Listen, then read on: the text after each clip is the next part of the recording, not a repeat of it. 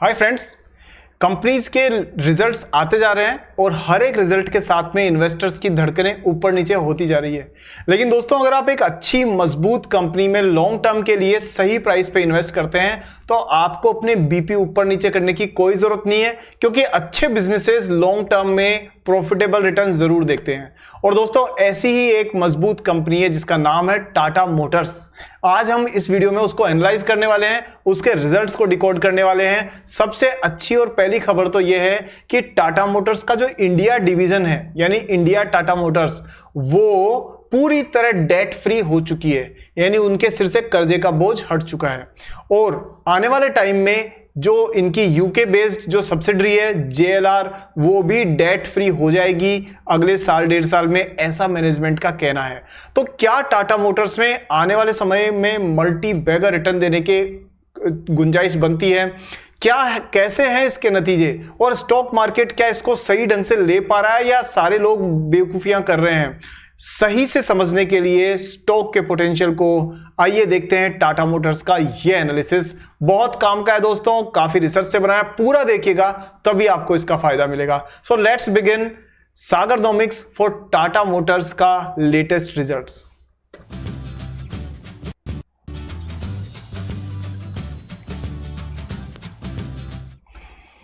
तो दोस्तों, वीडियो शुरू करते हैं और आगे बढ़ने से पहले सबसे पहला काम जो आपको करना है, वीडियो को अभी से लाइक कर दीजिए, चैनल को सब्सक्राइब कर दीजिए और बेल आइकन को ऑन कर दीजिए। छोटा सा काम है, ये कर दीजिए। कर दिया? आगे बढ़ते हैं। तो देखिए, सबसे पहली बात हम लोग रेटिंग एजेंसी की रिपोर्ट से शुरुआत करते हैं।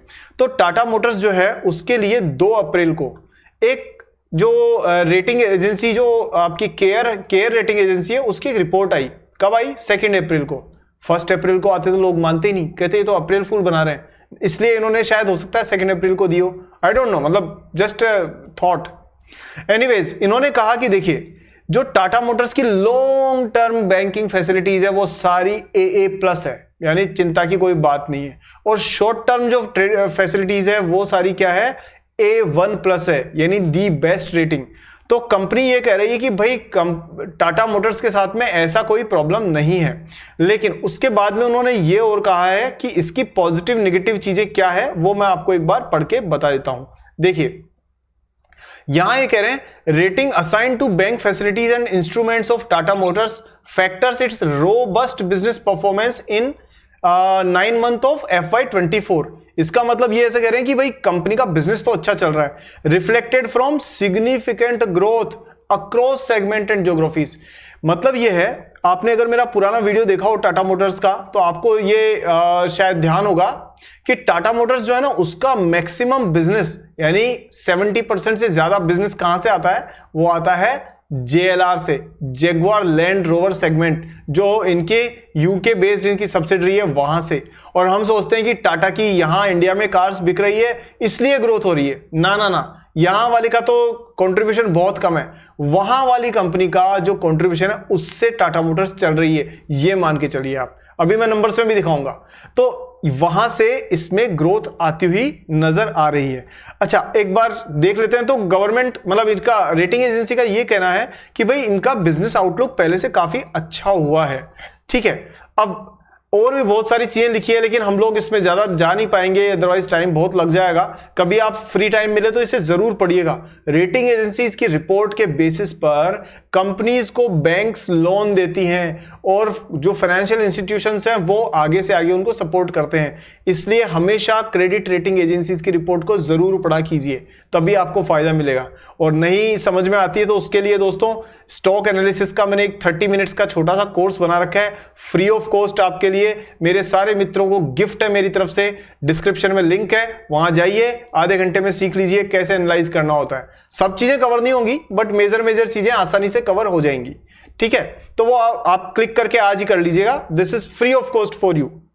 चलिए, अभी हम बात करें तो यहां पर इनका ये कहना है कि देखो, पॉजिटिव फैक्टर क्या है? पॉजिटिव फैक्टर कंपनी का ये है कि इसके जो पिबिट मार्जिन है वो बढ़ रहे हैं, यानी जो प्रॉफिट मार्जिन होते हैं वो बढ़ रहे हैं, और साथ में मार्केट शेयर भी ग्रो हो रहा है इसका अलग अलग बिजनेस सेगमेंट में। कौन कौन सा बिजनेस सेगमेंट? कार्स का बिजनेस सेगमेंट, ट्रक्स का बिजनेस सेगमेंट और बाकी और चीजों का भी बिजनेस सेगमेंट जो है, उन सबको देख करके। एनालिटिकल अप्रोच जो है उनका ये कहना है कि भाई हमने सारी चीजें देखी है और उसके बाद में हमने कुल मिला के एनालाइज करके इसको अच्छी टॉप रेटिंग दी है, लेकिन आउटलुक अभी तक स्टेबल है, पॉजिटिव नहीं किया रेटिंग एजेंसी ने। क्यों नहीं किया है? क्योंकि सिर्फ इंडिया की जो कंपनी है वो डेट फ्री हुई है, जो यूके वाली कंपनी है उसमें अभी भी डेट बाकी है। ठीक है, स्ट्रेंथ क्या है कंपनी की कि ये healthy improvement in financial risk profile, इन्होंने डीलेवरेजिंग कर रहे हैं। डीलेवरेजिंग का मतलब क्या होता है? कर्जा उतारना सिर से, तो अपना डेट का प्रेशर कम कर रहे हैं। हम लोग होते हैं ना जिन पे जैसे कार लोन, होम लोन चल रहा होता है, तो जल्दी से उसको चुका करके फ्री हो जाते हैं हम लोग। सेम कंपनीज के साथ भी होता है। वेल डाइवर्सिफाइड पोर्टफोलियो है, यानी इनके पास हर सेगमेंट की गाड़ियां हैं, और जो ईवी सेगमेंट है उसमें तो ये मार्केट लीडर है इंडिया के अंदर। ठीक है, साथ में निक्सॉन का देखा होगा आपने, टाटा ईवी, निक्सॉन, और भी पता नहीं कौन कौन सी जो अलग अलग जो ईवी है इनकी बहुत सारी लॉन्च हुई है और काफी अच्छा काम कर रही है।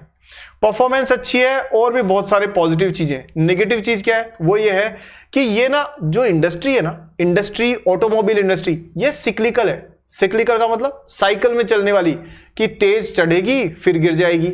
अक्टूबर नवंबर में सेल्स बहुत ज्यादा बढ़ जाएगी और मार्च अप्रैल मई जून के अंदर सेल्स कम हो जाएगी क्योंकि डिमांड कम हो जाती है। तो ये सिक्लिकल में है, और साथ में हाई कैपिटल इंटेंसिटी है, यानी इनके बिजनेस में ना फैक्ट्रियां लगानी पड़ती है जिसके लिए ज्यादा पैसे की जरूरत पड़ती है और प्रोडक्शन सेटअप होने में भी टाइम लगता है। लिक्विडिटी कंपनी की स्ट्रॉन्ग है, यानी कंपनी के पास पैसा की कोई कमी नहीं है। ओके, चलो अब जरा इनके नंबर्स पे नजर डालते हैं हम लोग। तो देखिए ये दोस्तों टाटा मोटर्स के जो अभी YoY ग्रोथ है वो नंबर्स है। तो ईयर ऑन ईयर मतलब मार्च 23 से और मार्च 24 में कंपनी की जो सेल्स है वो बढ़ी है दोस्तों 13% सेल्स बढ़ी है। कितनी गाड़ियां बेची जी इन्होंने बहुत सारी गाड़ियां बेची, लेकिन ये फिर भी मारुति सुजुकी के बाद में आती है। ठीक है, मारुति सुजुकी एक साल में 20 लाख से ज्यादा गाड़ियां सेल करती है और लगभग 50% मार्केट शेयर लेके बैठी है। सेकंड नंबर पे आती है टाटा मोटर्स। राइट, चलिए इनकी जो नेट प्रॉफिट है दोस्तों वो 5000 करोड़ से बढ़कर के हो गया 17,000, यानी 3 गुना लगभग, विच इज वेरी गुड। और जो अर्निंग पर शेयर है ऑब्वियसली वो भी उसी रेंज में बढ़ी है, क्योंकि net profit divided by number of shares is called earning per share. Got it? चलिए अब हम चलते हैं इसके फाइनेंशियल्स को देखते हैं। सो अभी ना कंपनी का जो शेयर है उसको लोग, एक तो क्या होता है शेयर मार्केट में ना बहुत लोग 1 2 3 तक काउंटिंग करना जानते हैं, उससे ज्यादा जानते ही नहीं है। मतलब पता नहीं बचपन में स्कूल में सिखाया कि नहीं कि भाई जो लोग शेयर मार्केट में जाना चाह रहे हैं उनको सिर्फ 3 तक की गिनती सिखाओ, बाकी सबको 100 तक की गिनती सिखा दो, ऐसा कुछ होता होगा शायद। तो 3 तक की गिनती का मतलब है वो ये जानते हैं आज, कल और परसों, बस। तो यहां पर बिना रिजल्ट्स को ढंग से देखे हुए और एक दिन में टाटा मोटर्स का स्टॉक 8% गिरा दिया, और कोई लॉजिक उसका ऐसा नहीं है। आप देख रहे हो स्क्रीन के ऊपर, ये 8% है ना, ये आर्टिफिशियल डीग्रोथ है, इसका कोई लॉजिक नहीं है इसका, और ये थोड़े दिनों बाद में वापस नॉर्मल हो जाएगी। तो इसलिए आपको कोई नेगेटिव सोच की जरूरत नहीं है इस कंपनी को लेके। हाँ, छोटे मोटे करेक्शंस आते रहते हैं, but it is Tata group, very solid foundation. चलिए 3.5 लाख करोड़ की मार्केट कैप है और 0.19% डिविडेंड यील्ड है, 3% पे आउट दिया है, थोड़ा थोड़ा डिविडेंड दे रही है क्योंकि बाकी का पैसा कहां लगा रही है? अपने सिर से जो कर्जे का बोझ है ना उसको हटाने में। 10 का पीई है और इंडस्ट्री का पीई है 30, उससे बहुत सस्ते में मिल रही है, इसमें कोई डाउट नहीं है। हाँ, प्रॉफिट जो है वो 93% बढ़ा है 5 साल के हिसाब से, लेकिन सेल्स सिर्फ 7%। यानी इन्होंने क्या किया है, अब ये प्रॉफिट कैसे बढ़ा ये भी आप समझिए।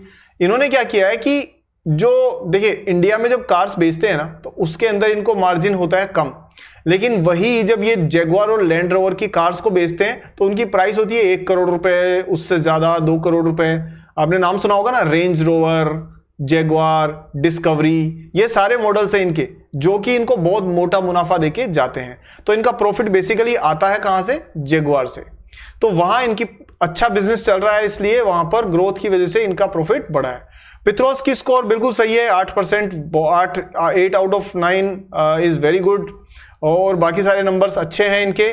देखिए यहां मैं जो आपको कह रहा था, जैगुआर एंड लैंड रोवर से इनका 67% पैसा आता है दोस्तों, 67%, यानी 1/2 जो है वो जैगुआर से आ रहा है, यूएस से, यूके से।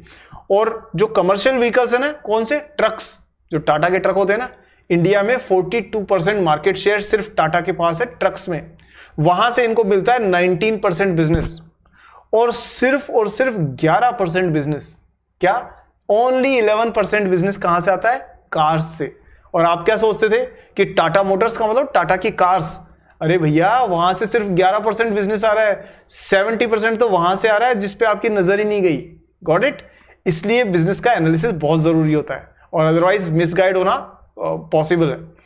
ठीक है दोस्तों, यहां देखें तो ये मार्केट में लीडर है, 3 लाख मतलब 3.5 लाख करोड़ की मार्केट कैप है। और यहां इन्होंने मारुति सुजुकी को पता नहीं क्यों नहीं लिया है, उस पर हम बाद में बात करेंगे। नेक्स्ट जो है इनका अशोक लेलैंड है, जो अलग सेगमेंट में है, वो 56,000 करोड़ की कंपनी है, काफी छोटी है इनसे इस हिसाब से। अब लेटेस्ट रिजल्ट हमने देख लिए, एनुअल रिजल्ट्स पे नजर डाल लेते हैं, चलिए देख लेते हैं। सो एनुअल रिजल्ट्स में देखें तो दोस्तों देखो सेल्स तो बढ़ी है 345 से 437,000 करोड़। और सबसे बड़ी बात है दोस्तों ये प्रॉफिट मार्जिन 9% से कितना हो गया? 14%।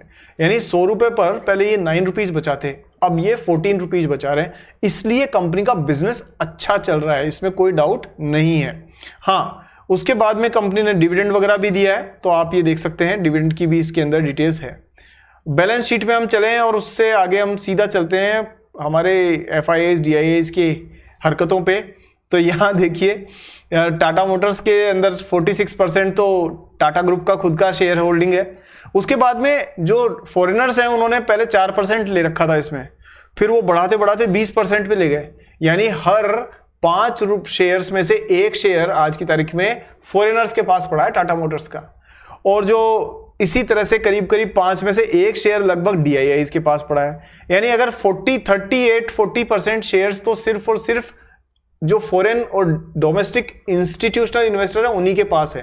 तो हम सोचते हैं कि हमारे खरीदने बेचने से कुछ फर्क पड़ेगा, कुछ फर्क नहीं पड़ेगा, क्योंकि यहां जो बड़े बड़े बैठे हैं ना लोग, उनके मूवमेंट से चीजों पे फर्क पड़ता है। ठीक है, हमारा तो सबसे बढ़िया काम क्या होना चाहिए कि हम ये देखें कि भाई मौका कब मिल रहा है। हमें सिर्फ फॉरेनर्स की एक्टिविटी पता होनी चाहिए, और वो कहां से पता पड़ती है? वो यहीं से पता पड़ जाती है, सिंपल है। आप ये देखिए अगर फॉरेनर्स इसमें इन्वेस्टमेंट बढ़ा रहे हैं तो कुछ तो कंपनी में अच्छा हो रहा है ना। डोमेस्टिक इन्वेस्टर्स वहां से सेल कर रहे हैं, इसका मतलब जो ये लोग सेल कर रहे हैं वो तुरंत ये खरीद रहे हैं। अगर ये भी सेल कर रहे होते, ये भी सेल कर रहे होते तो बिजनेस खराब चल रहा होता। ये भी बाय कर रहे होते, ये भी बाय कर रहे होते तो बिजनेस जबरदस्त चल रहा होता। अगर ये बाय कर रहे हैं, ये सेल कर रहे हैं, या उल्टा हो रहा है, तो बिजनेस पहले से मतलब थोड़ा अच्छा चल रहा है। समझ गए आप? चलिए टेक्निकल्स पे नजर डालते हैं। मेरे साथ रहोगे दोस्तों तो बहुत आसान भाषा में मैं मोस्ट कॉम्प्लेक्स थिंग्स बता दूंगा।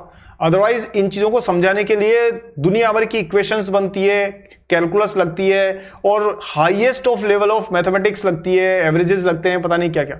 पर मैं आपके लिए बहुत आसान करके बता रहा हूं ताकि हर व्यक्ति समझ सके। अब मेरा प्रयास कितना सफल होता है तो आप ही बता सकते हैं। चलिए यहां आप देख सकते हैं टाटा मोटर्स में एक अच्छी खासी रैली देखी गई, और वो कब देखी गई? जब ये एवरेजेस ने क्रॉस किया यहां पर, और खास तौर पे जब RSI की डाइवर्जेंस भी पॉजिटिव थी, साथ में जो आपका वॉल्यूम था वो भी ठीक ठाक अच्छा खासा था, और अभी भी ये चलती ही जा रही है। यानी आने वाले समय में आपको 1100 के लेवल तो देखने को इसमें जल्दी ही मिलने के चांसेस है, इसमें कोई दो राय नहीं है। अगर यहां थोड़ा सा बाउंस बैक आता है तो 900 would be a strong support. तो नीचे की तरफ 900 रुपए और ऊपर की तरफ 1100 रुपए एक इमीडिएट टारगेट मान लीजिए, short term target. Mid term target में दोस्तों ये इससे काफी आगे भी जा सकती है, लेकिन डिपेंड करेगा कि इन रिजल्ट्स को कंपनी किस तरह से, मतलब मार्केट किस तरह से लेता है उस पर। बट हाँ, ओवरऑल मैं कहूंगा कि ये अप ट्रेंड में चल रही है दोस्तों कंपनी, इसमें कहीं कोई शक नहीं है। ठीक है दोस्तों, हाँ, हालांकि यहां पर मैं आपको एक रिकमेंडेशन ये जरूर दे दूं कि ये दोस्तों एक वीडियो है, ये प्योरली एजुकेशनल वीडियो है, और ये आप अपने खुद की कैश फ्लो को देख के अपने लाइफ के डिसीजंस को लेना लीजिए। और ये नहीं है कि मैंने नाम लिया टाटा मोटर्स का और आपने तुरंत खरीद लिया, ऐसा मत करो प्रभु।